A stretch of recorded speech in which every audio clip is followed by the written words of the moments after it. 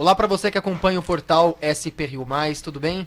Bem-vindos a mais uma edição do podcast Talk Mais, produzido pelo portal, onde a gente recebe diversos convidados do Vale do Paraíba e região para falar sobre assuntos que estão em alta. E hoje o nosso tema é gastronomia e vinhos no Vale do Paraíba e região.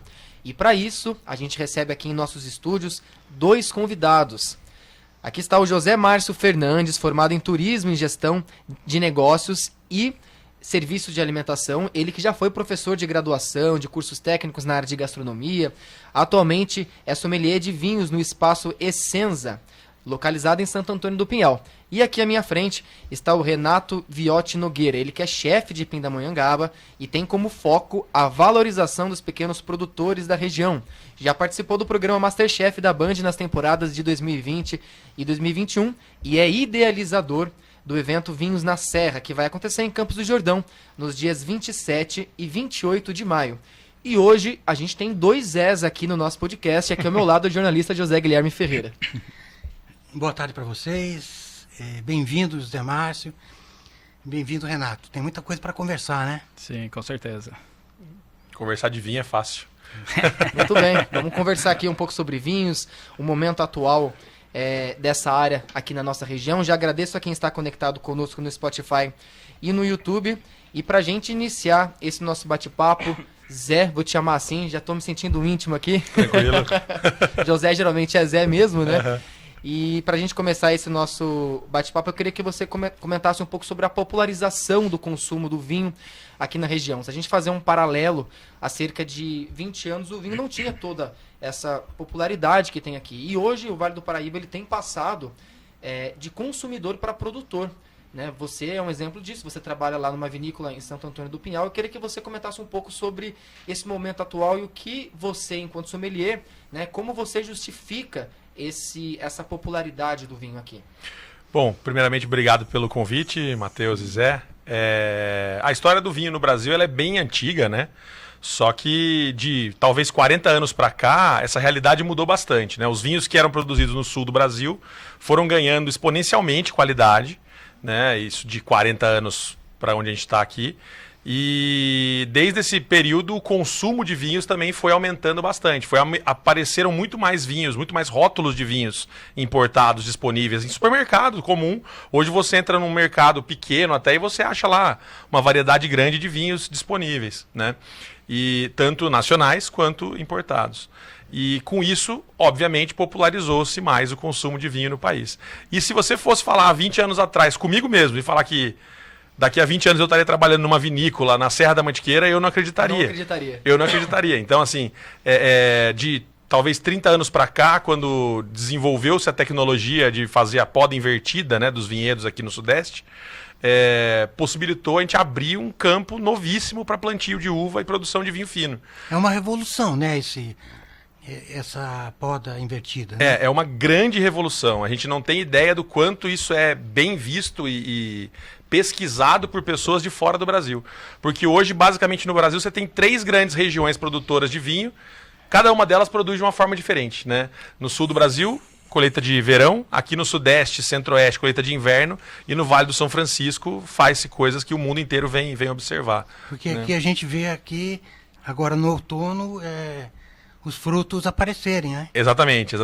Seria o contrário, né? O contrário. Era para ela estar perdendo as folhas nesse momento e começando a ficar em dormência para passar o inverno dormindo. E aqui não. A maioria das vinícolas aqui consegue ter, nessa época do ano, uva no pé. Eu estava conversando com o Matheus antes de vocês chegarem e lembrei de uma historinha legal, né? Que é que em São José, da existência da confraria Cave, né? Que é a segunda confraria mais antiga do Brasil. Quer dizer, para falar para o Matheus que a gente tinha um consumo de nichos, de gente que se interessava mais, essas confrarias, né? E agora esse boom, que é uma coisa, um consumo mais de massa, né? Quer dizer, é lógico que tem a pessoa mais exigente, mas tem também um consumo mais generalizado, né?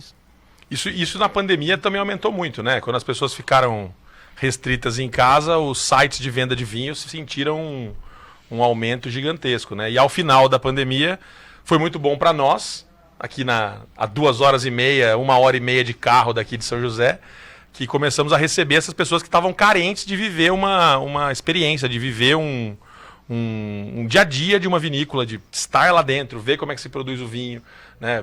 Conseguir consumir o vinho no local onde ele é feito, né? Onde a uva é plantada e por aí vai. Renato, então foi bem interessante.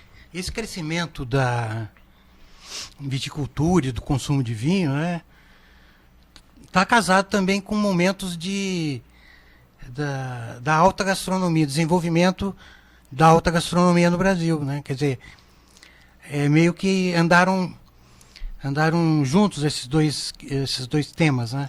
Sim, com certeza. Eu acho que quando você fala de alta gastronomia, né, tem que vir de encontro bons vinhos, né? E assim, não só alta gastronomia, pela questão do pessoal já fala em alta gastronomia, acho que é alto valor, não, mas a qualidade dos produtos, né? O Brasil está produzindo, está sendo referência, e o Zé está aqui do lado, vai poder falar também, não só de vinho, mas como de azeites, né? Charcutaria.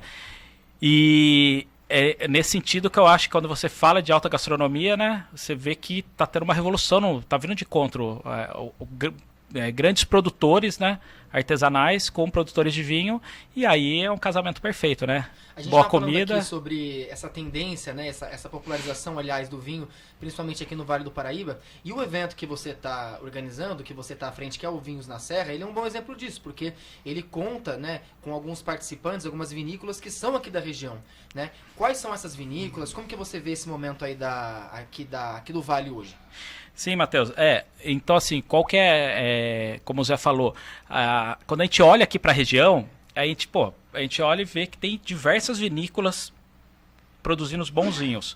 Diversos produtores artesanais, desde azeites, charcutaria, queijos, nem se fala, então. A maioria tudo lá da Serra da Mantiqueira? A grande maioria, Serra, região, Vale do Paraíba, mas a gente não pode esquecer do litoral também.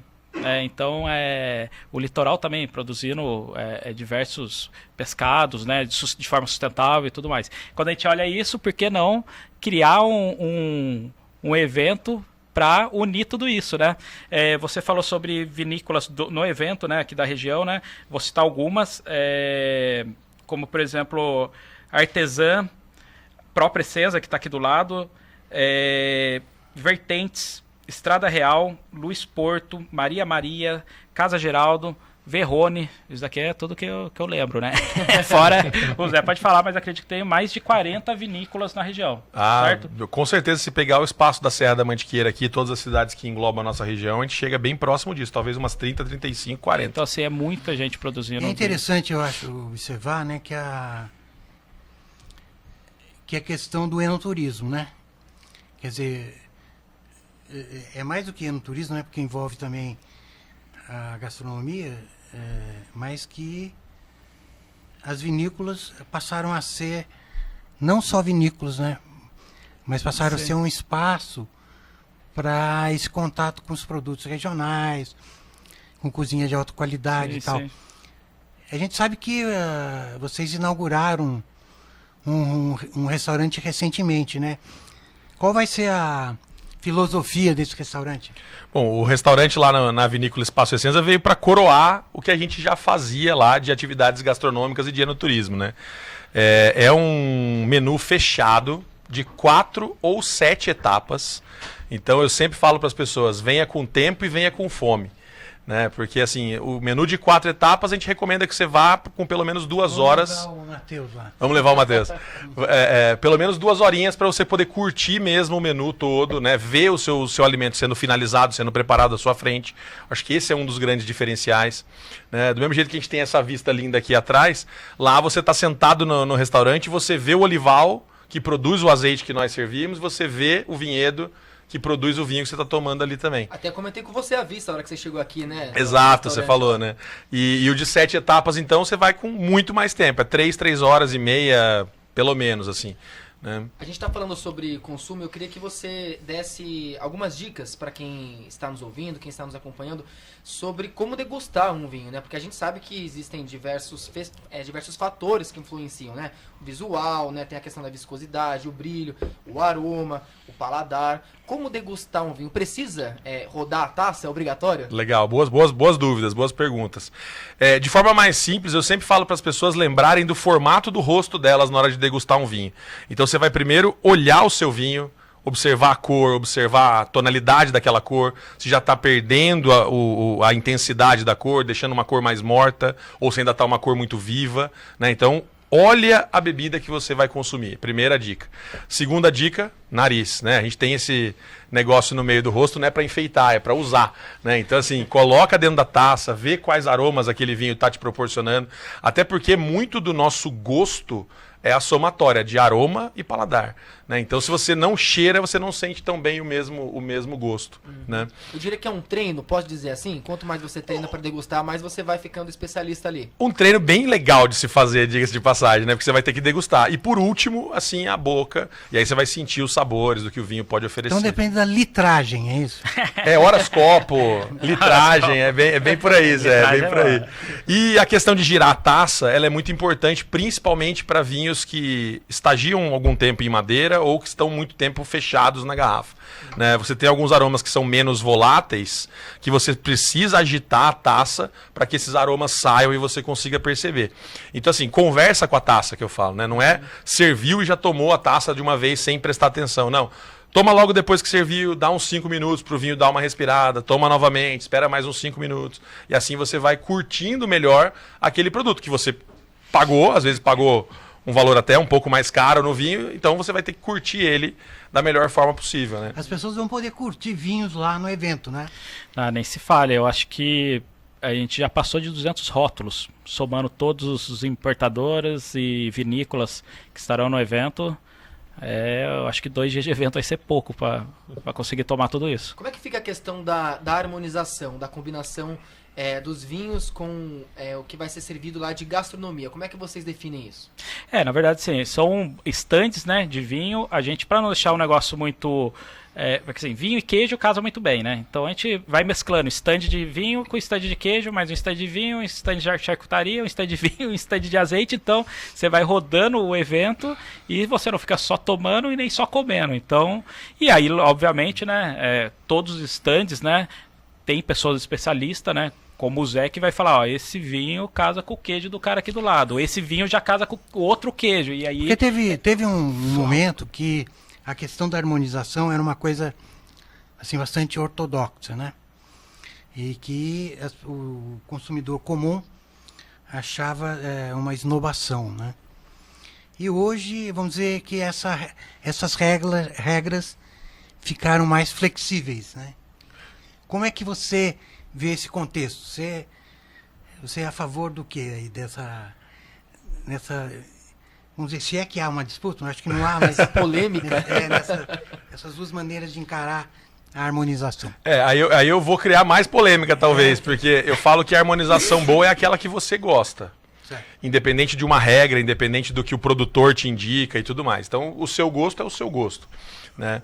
Mas eu tento sempre simplificar a harmonização, né? Você trazer aquilo para mais próximo da pessoa. Como o Renato falou, se eu tenho aqui um produtor de queijo do lado da minha vinícola, ou muito próximo da minha vinícola, que faz um queijo muito legal, por que não usar o queijo dele para fazer a harmonização? Tem uma outra polêmica. Adoro Quarta. polêmicas. É que os produtos se atraem, né? Exatamente. Então, quer exatamente. dizer, se o viticultor fez o vinho aqui, o cara produziu o queijo aqui, eles são parentes, eles combinam bem. Vai ficar bom, né? Não é isso? Lá no Espaço Essências, a gente, além de fazer os vinhos, a gente também produz essa nossa própria charcutaria. Então aí é um casamento já arranjado, vamos dizer assim, né? Tem um jornalista aqui, o Gabriel, ele quer fazer Que está na nossa produção. um carbonara. Só que ele está atrás de um bom guanciale, né? Já achou, viu? Como é que chama ele? Gabriel. Gabriel, já encontrou o guanciale. Eu trago um pra você aí. Guanciale é a bochecha do suíno, né? A bochecha Pois é, do mas porco. o italiano faz questão de fazer o Sim, carbonara se com fizer guanciale. um carbonara com bacon para um italiano, ele te bate, né? Tem que usar o guanciale. E se colocar creme de leite, então, aí é morte na certa. Ouse colocar um creme de leite ali. Mas quem inventou essa coisa de pôr creme de leite? Não? Ah, aí eu já não sei. É o Deve brasileiro, ter sido francês, né? Francês adora creme de leite. Manteiga e creme de leite é com francês. Então eles devem ter colocado lá. Mas a carbonara também gera uma grande polêmica. Da onde foi feito? É pecorino só? É metade pecorino, metade grana padano?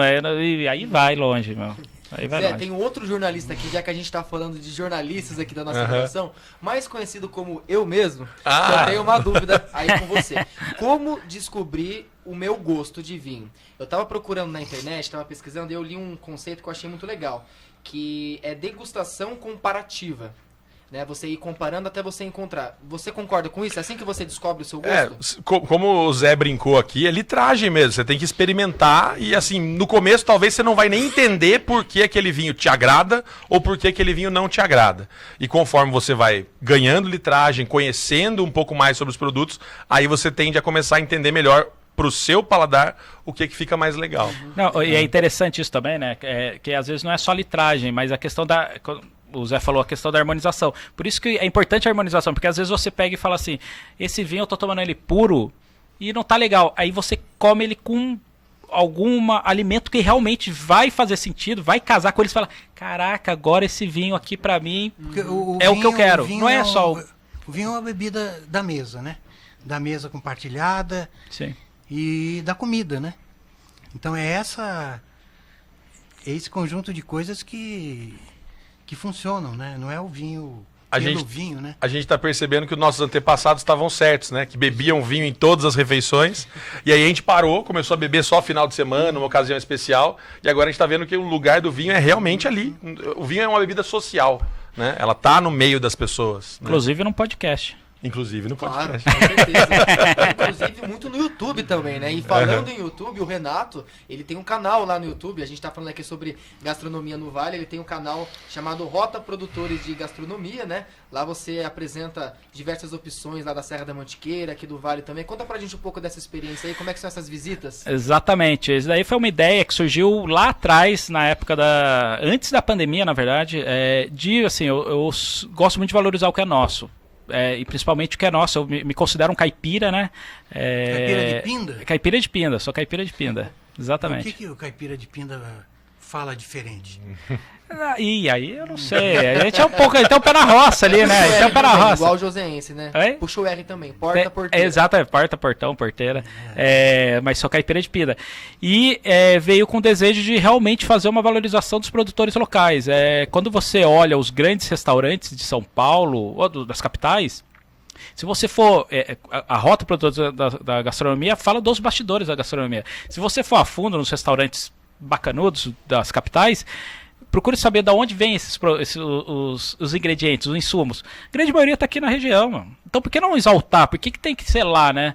Por que às vezes você tá aí, assim, eu já vi várias situações disso de a pessoa falar, pô, adoro o queijo lá do restaurante. Pra mim, a melhor burrata do Brasil tá lá. E o cara mora aqui. E ele não sabe que é produzido lá da casa dele. Lá e no Vinhos da Serra, no seu evento, serão utilizados ingredientes aqui do Vale também. Exatamente. Né? Essa edição no Vinhos da Serra, a gente traz o espaço Prosa na Cozinha, que é uma novidade, onde a gente está trazendo os maiores nomes da gastronomia da atualidade. Catarina, chefe executivo do Grupo Dom. Tássia Magalhães ganhou como chefe do ano pela revista Prazeres da Mesa, entre os 50 melhores restaurantes da América Latina. Rafa Gomes, do Rio de Janeiro, que também, com Tiara, que assim, sensacional. Eudes Assis, que sim, o Eudes é um monstro da gastronomia caiçara. Projeto Buscapé, agora todo esse desastre que aconteceu no litoral, ele foi um que levantou a bandeira, levantou não sei quantos milhões para ajudar a recuperação de São Sebastião, principalmente, né? Então, assim, são diversos nomes que a gente está trazendo para exaltar. Eles vão vir fazer o quê? Fazer o que eles fazem no dia a dia do restaurante deles? Não. Eles vão ter que olhar o que tem de produtos da região para poder desenvolver pratos. Você visita esses produtores regularmente? Exatamente. Então, assim, a Rota Produtores da Gastronomia é isso. A ideia era a gente exaltar ele, fomentar visitar os produtores da região. E qual que é a pegada da rota? A gente visita os produtores e depois sempre tem um chefe convidado ou uma personalidade da gastronomia, que é a parte 2 do episódio, para poder criar alguma coisa a partir daqueles insumos. Então isso é muito importante, porque esses chefes, querendo ou não, como você falou, eles são celebridades hoje em dia. Um chefe, tem gente assim, não pede autógrafo mais pro cara da Globo, Global. Ele pede autógrafo pro chefe, ele quer tirar foto com o chefe. E o pessoal pede Quer tirar autógrafo. fotos do Jacan, né? Exatamente. O pessoal A galera pedir autógrafo pra você que participou do Masterchef? Cara, autógrafo ninguém, eu acho que só meu filho pediu, minha filha pediu, mas agora foto vira e mexe, Como é que o foi pessoal sua experiência lá? Foi 2020 e 2021, né? 2020, foi legal, foi boa. Foi sensacional, assim, o Masterchef, ele dá uma visibilidade, né, e pra quem gosta do programa, né, a gente sabe que o programa, né, é um reality, né. É um show. É um show, exatamente, né. Mas em 2020, né, foi aquele episódio semanal, onde a primeira prova eu fiz um caranguejo, que eu nunca tinha trabalhado com caranguejo, de cara a gente eliminou 6 pessoas, e aí eu fui pra final, né, e ali na final eu acabei perdendo por uma panacota, como eu fiquei famoso. Hoje em dia, assim, panacota, cara, o pessoal me zoa, onde eu vou em restaurante, o Renato da Panacota, o Renato Panacotinha, o Renato não sei o que lá. Fiquei super famoso por Renato da Panacota, que eu perdi, assim, pra fazer uma panacota em 1 hora não tinha como. E aí 2021, né, tive no programa de novo, e aí sim, gravamos temporada completa, 3 meses de confinamento e, assim, uma repercussão enorme. Qual que é a ideia por trás do confinamento? Na verdade, sim, o confinamento, ele veio por conta da pandemia, né? Não ter, tá. ele veio por conta da pandemia, porque a gente não poderia, a gente não poderia... Não, pensei que era algum... Vocês não podiam mais... Não, por causa da pandemia. Imagina só, a gente tava gravando, alguém grupo. pede, você para toda a gravação. Então, teve todo esse isolamento, né? Por causa de saúde, fazia todo sentido. Eu acho que continua ainda a pandemia. A pandemia não, o confinamento pra turma aí da. Fica a dica pra gente pesquisar depois, que eu também não sei se continua, mas eu acho que continua assim. Eu acho que continua. Eu queria voltar a falar sobre vinhos e perguntar pro Zé, o Zé entrevistado, não o Zé jornalista, perguntar pro Zé entrevistado sobre como armazenar um vinho, porque também existem diversos fatores que influenciam a luz, né, a temperatura ali. Qual é a forma correta de armazenar um vinho? O ideal é que o seu vinho não sofra variações de temperatura, né? Sempre uma temperatura constante, quanto mais baixo, na casa de 16 graus, se possível, melhor. Tá? Não agitar a garrafa, né? Não deixar a garrafa em lugar que bata nem luz artificial ou natural. O ideal é mantê-la bem isoladinha mesmo. Se você tem uma adega, ótimo. Se não tem, evite colocar naqueles nichos que tem em armário pré-fabricado muitas vezes, que geralmente fica do lado do fogão, do lado do motor da geladeira, gerando calor ali e atrapalhando, né, estragando o seu vinho. Né? Uma dica que eu dou para a pessoa que mora em casa, embaixo de escada, é um lugar bem interessante para você fazer um móvel ou armazenar o seu vinho ali, tende a ter uma variação menor de temperatura, uma temperatura mais constante. Mas a maior regra é consumir logo e vamos ver, né? Sim, sim. Não é? Eu não armazeno vinho, eu consumo vinho. E sempre lembrar, garrafas com rolha, né, deitadas. É uma regra clássica. Muito bem. Zé Guilherme. Não, vamos ver lá na vinícola. Você pode falar da enóloga um pouquinho e qual é a linha dela no que diz respeito aos vinhos, né? A gente pode considerar o vinho ali da Essência um vinho de altitude? Boas perguntas. Como é que é? Então, ó, nós estamos em Santo Antônio do Pinhal, 1.100 metros de altitude. Então, nossas uvas, geralmente elas vão trazer uma característica de acidez maior por causa dessa altitude e fruta fresca também bem presente. Né? A enóloga nossa, a base dela é em Caldas e Andradas, em Minas Gerais. Fica 2 horinhas ali da onde a gente está, né? E ela chama Isabela Peregrini, bem famosa, bem conhecida no meio aqui do Sudeste, né? Inclusive o apelido dela no nosso meio é Mãos de Fada, né? Ela tem um prazer bem legal de fazer os nossos vinhos, porque ao contrário da maioria das vinícolas aqui da região, como eu falei no começo, que plantam uva em colheita de inverno, nós plantamos em colheita de verão. a gente está bem alto e a chance de geada para o nosso terreno é muito grande. Então a gente foge da geada plantando a uva para colher no verão. Né? Então ela gosta muito, porque ela está acostumada a vinificar em outra época do ano, outros tipos de uva, e ela recebe no verão as nossas uvas para fazer o nosso vinho. Você acha que a menina dos olhos lá da Essenza é o Shiraz Rosé? Eu não acho, eu tenho certeza. O nosso rosé assim, modéstia à parte, é incrível. É um vinho que já trouxe 5 prêmios para a vinícola, 3 desses prêmios internacionais, né? Um no Wine Challenge, uma medalha de prata no ano de 21, e o outro no Decanter, Londres, uma medalha de prata em 21 também. Né? Detalhe que nos 2 anos não teve outro vinho de Syrah rosé com mais pontuação que a gente. Então, e no concurso aqui do Brasil também foi bem. Né? 2 no Wines of Brazil Awards, 2 medalhas de ouro. Né? Estamos entre os 25 rosés recomendados para serem tomados no Brasil. Vocês também trabalham com a Sauvignon Blanc, né? E a Cabernet Franc. Né? Cabernet Franc, exatamente. Todos os nossos vinhos são 100%. Sauvignon Blanc vinifica em branco. O Syrah, nosso, a gente vinifica em rosé. Né? É muito comum ver o Syrah tinto, mas a gente optou por fazer ele em rosé. E o nosso Cabernet Franc é o nosso vinho tinto. Né? Além disso, produzimos azeite também. Né? E você, como chefe, qual é o seu prato de resistência? O que você gosta de fazer? Na verdade, vocês citaram aí. Eu sou caipira, como eu falei, mas gosto muito da culinária italiana, família italiana. Então, assim, carbonara, pra mim, assim, é um dos pratos preferidos, que todo mundo acha que é fácil fazer, mas não é. É fácil, é só guanciale, frita, coloca ali o gema, não é. Para ficar lisinho, na consistência perfeita, não é fácil. Mas a culinária caipira também, né? Assim, uma quirerinha, um angu todo dia a gente come. E o famoso frango com quiabo? Frango com quiabo, exatamente. Normalmente vem um angu e um frango com quiabo ali, você mistura, perfeito. A gente lembrar também que Minas também está fazendo vinho, né? Sim. Inclusive aqui o Porto, né, que você falou. Luiz Porto. Luiz Porto, ele esteve aqui na SP Rio uma vez, contando da experiência. E é uma vinícola também de sucesso, né? Bastante. Bastante. É um dos pioneiros aqui na região, né? Foi um dos primeiros a plantar vinhedo, foi um dos primeiros a produzir vinho fino aqui na nossa região. Então, existe um grande respeito por esses que quebraram esses paradigmas, né? A própria Casa Geraldo, que vai estar no evento também. Sim, Carlinhos, Fábio. Um dos primeiros a fazer vinho fino aqui na nossa região do Sudeste, né? Então, é importante. Muito bem, Zé Márcio Fernandes e Renato Viotti Nogueira, obrigado pela participação de vocês no podcast. Sejam sempre muito bem-vindos.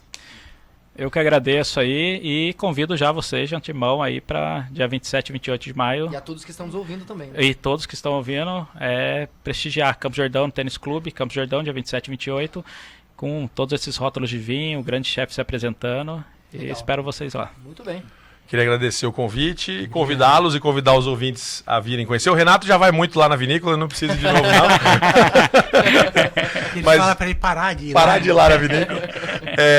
Nós vamos estar, obviamente, no Vinhos na Serra também, segunda participação nossa. Então, quem quiser nos conhecer no evento também vai ser um prazer. Muito provavelmente eu estarei lá servindo nossos vinhos e a nossa charcutaria.